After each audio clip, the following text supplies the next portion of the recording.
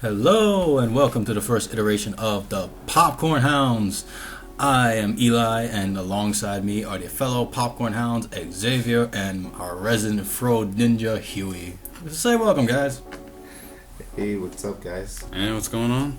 And today we are going to begin our first ever video by discussing none other than Fury.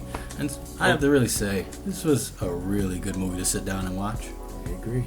Oh, do you have to go right into the discussion? You can't at least tell what kind of topic we're gonna be talking about first. I haven't got that far. Sorry. Yeah, we got that far. It's cool.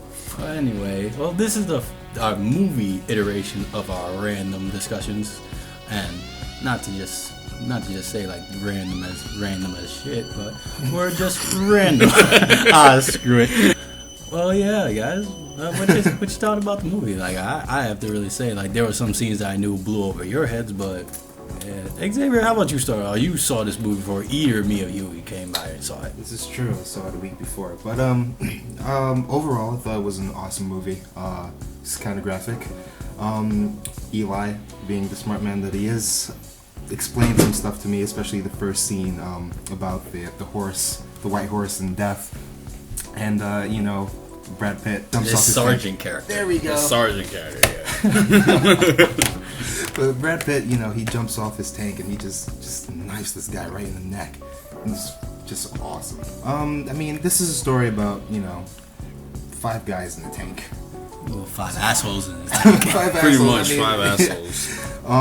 They're in the tank, obviously. Wait, but we have to remember one of those assholes is a fully asshole. He was just a kid, just got dragged into the group of assholes that lost another asshole. True that. There's this one kid, obviously he's not even the soldier, strictly speaking. He's pretty much a typewriter. Yeah, he's that expert typewriter that is needed for every battlefield contingency. Like those guys that would send letters back that each soldier would write back to their homes. Like, they would professionally type it up on a typewriter, and then the letters would be sent back, be reviewed by other typewriters back in the States, and be sent off to the family with a medal or congressional thank you for the soldier that was lost in battle. But this kid just dragged into this tank and just told, hey, I'm gonna point you in front of some Nazis and you better pull the trigger. Yep, pretty much. And I just found the whole situation just super messed up for this kid. You can't really say anything against the unit he was placed in to begin with, because that's pretty much what war does to people. It pretty much makes them assholes, and he was pretty. It brought out the major assholes. Oh yeah, it did. And to have this rookie that's the guy that's wet behind the ears, extremely wet behind the ears, just thrown into this den of lions it's kind of heartbreaking, to say the least, because over the course of the film you just see him beginning to mentally break down and have moments of rage, and he pretty much starts to question everything what life has been at this point. And there's a point, I'm not gonna really spoil anything, but there's this point where I think if it were one of those morality choices, that would have been a big morality choice for him, because it was this moment where you're gonna think, oh my god, what's he gonna do? But then as soon as he's in that moment, you're gonna think dude, just fucking do it already.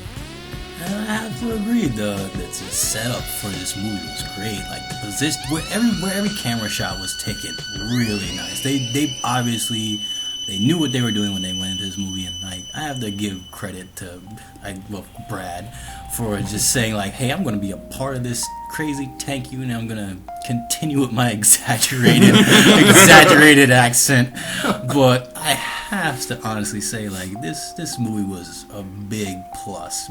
This movie really captures the essence of what war is about. And Xavier was telling our friend Huey here, I professionally, I've read a lot of classic literature, and as the oldest member of the Popcorn Hounds, I've sat down and read a fair number of books for my time, and I have to say, yeah, that was a great intro of just seeing the Nazi soldier ride up on his pale white horse, Death himself, it was really interesting to see them add that kind of idea into a movie. Like Death's riding up on a pale white horse, and Brad Pitt's sergeant's like, "No, you ain't taking nobody today."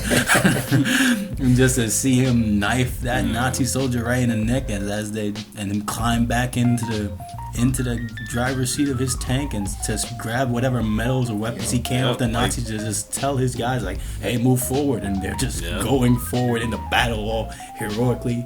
But then for them to go back and after a while go back and talk about the whole battle that they were in a part of, like, it was really something. Like, these guys, they've really been together for a while, but it's just this new guy, like, he's just their whipping boy for this movie. Like, if he didn't man up at the beginning, you going, like, he pretty much does it like later on. It would be like if any other normal Joe were put in this situation, like they were never professional. If you had taken a normal person out of their everyday life and said, "Hey, we're gonna drop you in this tank unit. You're gonna be alongside 5 of the tanks, and there's gonna automatic enemies with tank busting destructive weapons like in the line of fire where you have to take your tank to. Good luck." And I'm like, hey, that's not a situation I want to be in one bit. And at an hour plus time, this movie does not lag. It doesn't pull any punches. It tells you, like, war is not pretty. And these guys, yeah, they personified like how messed up some soldiers could be. And they enjoyed being as messed up as they were. But did that Spanish gut driver throw you guys for a loop? The guy played by I actually respect this actor, Michael Pena. Yeah, he pretty much threw me for a loop. I'm like, when did they ever have a Spanish soldier in anywhere in World War II? I would have said, hey, you could have threw a black guy in there. You could have thrown a black guy in there. It would have made more sense. Like, he could have been the first black tank driver for this all-white unit. And that was even more confusing. This is an all-white guy unit, and they have this one Spanish dude talking in Spanish, and then you have Shia LaBeouf's gunner character. His job is to be the main tank arsenalist, and he's just like telling the dude like, English, we're in America, and then the dude's like, we're not in America, we're in Germany. Man, that the tank battles, they just really work. Like, I have to say, like, me and Huey, we saw it in Rico. What did you see it in Xavier? AMC? Like, did the speakers really help bring out those battles? Oh yeah, I was sitting right in the middle. It's crazy. The surround sound, if you find a theater that has surround sound, it really works for this film. Like, it makes you, like, each sound, even the background sounds, like, it makes you feel like you're riding right alongside these guys in the tank. And I'm just really happy for this film. Like, this film, like, it doesn't glorify war. It doesn't say, hey, join the army today and you'll be amazing. Like, no, this is not an exploitation film. This is not a big what the fuck film. This is a film that says, hey, dirty is dirty, and you will get plenty of that in this film. And one thing I liked about this film is that even like when you see the characters, they're like having these normal conversations. You notice the action like never really goes away. Like, even when they're like in the safe concubines of the camp, it's not really safe at all, because if you pay attention to the noise in the background, the battles are still going on. And they're just talking like it's a normal thing, like it's not even happening. That's the one thing that keeps reminding me of these other World War II based movies. Like Saving Private Ryan was a big. I saw several parts. This was a big homage to that movie. Yeah. There were several moments I found that was just directly taken from that, but not copying it in any way, but just giving a great big nod to the sergeants and the other sergeants of fellow tank drivers. They have to go talk to this old guy. They keep referring to him as the old guy, and he's supposed to be this big commanding officer that's leading all these ground troops to taking various places. And then I'm like, that's a big, nice nod to what they did in Saving Private Ryan when they're talking about the dude that's supposed to organize everybody. And then I'm like, this is what World War II movies are supposed to be about. Like, and then it also goes on to like asking a few other questions, like, I can't remember if it was Shia LaBeouf's character or one of the random foot soldiers that they were walking by. They asked, "What were we here for?" And then I was like, that was another nice nod to Saving Private Ryan in the spin-off series that it had Band of Brothers. Band of Brothers, like, it was a nice mini-series. And I don't know if you guys seen it, but I sat down and watched it after I saw Saving Private Ryan, and I had to say, like, most of the soldiers in World War II, they had no idea why the Nazis were so horrible. They just was like, they were just told by their governments, like, hey, the Nazis are taking everything, we gotta go fight them and protect our own.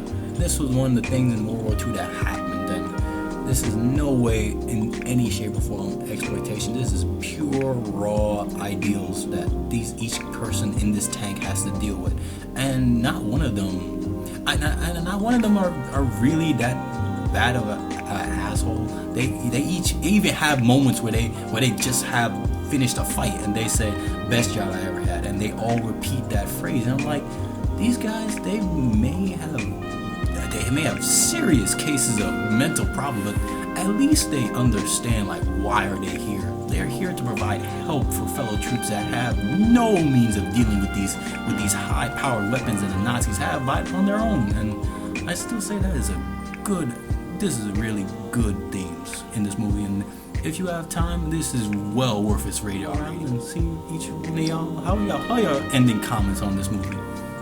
It's fantastic. It certainly gives me a sense of realness. Definitely, I definitely, felt. Well, I can't say I felt, but I definitely understood how ugly war can be. I would say I'd definitely give it a midnight release. It was action all throughout, and it's just excellent movie. Well, this movie. Well, actually haven't seen a lot of World War II movies, but we'll fix that. Yeah, they're definitely gonna fix that. But this movie did a lot in a lot of aspects. The characters. It does a good job at making sure that at certain points you don't like the characters, but at later points you figure out why they're like that, because that's basically how they were developed, how this surrounding situation had changed them, and then the setting and like the whole, like how the setting was developed in the whole movie. I really liked like the type of location they picked for it. It was really realistic. It felt really like you actually felt like you were there, really dirty in that situation. It felt like really dirty. Like the whole movie spells out. Like as soon as I finished the movie, I felt like, God damn, I gotta take a shower when I get home, man, because all this dirt, all this gore and blood on my face. I gotta take a shower when I get home. Bloodier than most of the Halloween movies that came out this year too. Oh yeah. And this movie is just like really. It's really special. I feel like it made one of my most favorite movies for this year, and I'm gonna go ahead and give this a midnight release. It's a really well put together movie, and it really dashed my expectations of what I originally thought it was gonna be when I saw the trailer. I literally thought this was gonna be one of those campy, camaraderie type World War II. It's like, hey, we're gonna beat those nasty Germans. But it's not one of those movies. It's one of those movies where it shows you both sides of the story. Like you see it from the American side and you see it from the German side. Like neither side wanted to fight in this war, but because circumstances leadership forced them to, they have to. And if you find out at the bottom of it, nobody likes war, but the fact that they have to do it just makes it, worse on everyone else, because they're figuring out, oh man, what are we fighting this war for? But then we figure out, we just got it. No choice. And yeah, I remember a quote I told Huey right when we were in the movie theater. He asked me a question, and I was like, yeah, I remember this whole quote, like, give a man a reason to fight for, and he'll fight for a mile. Yeah, and like the new guy, I'm looking at his name right now, Norman, played by Logan Lerman, who you remember from Percy Jackson. No, you can't play that no more. Too old, boy. Too old. Yeah, I was noticing, like, there was a certain part in the movie where you actually see him in a different lighter side, And then from there on that point, you notice a change in his character. Like at first he's like, oh my god damn, why are these guys like, why are they like this? But then later he's just like, fuck it, this is how it is. I just gotta go along with it. Yeah, war is not a fun thing, and being as well, I've actually experienced frontline combat besides you two. I have to say, war is not pretty. Seeing some fucked up stuff from when I was in my experiences, but yeah, well, I definitely give this a nice midnight release. And if you all don't know, our rating system for it here in the Popcorn Hounds goes from rating 1 to 5. 5 being a midnight release, and that's the highest rating we can go. 4 being a front row seat. 3 being a cable viewing. If you want to see the movie, you can wait for it on cable. 2 being a bargain bin, just wait for that damn thing to come on rent. And rent that damn thing. And our number 1 spot, like, kill that damn thing with fire. kill it with fire. Don't, there's no reason for that to ever exist. But yeah, we all here, majority, we give this a big midnight release. Like, if you have not seen this movie yet, please do not view this movie online. It does not do it justice to see this movie online. See this in a big screen and see it with other like World War II fans, and you will most definitely get your money's worth. Believe it, you will get your money's worth. Definitely gonna get your money's worth, man. Totally agree. And from everyone here at the Popcorn Hounds, see you later. Peace off, and we'll hug you later. Peace.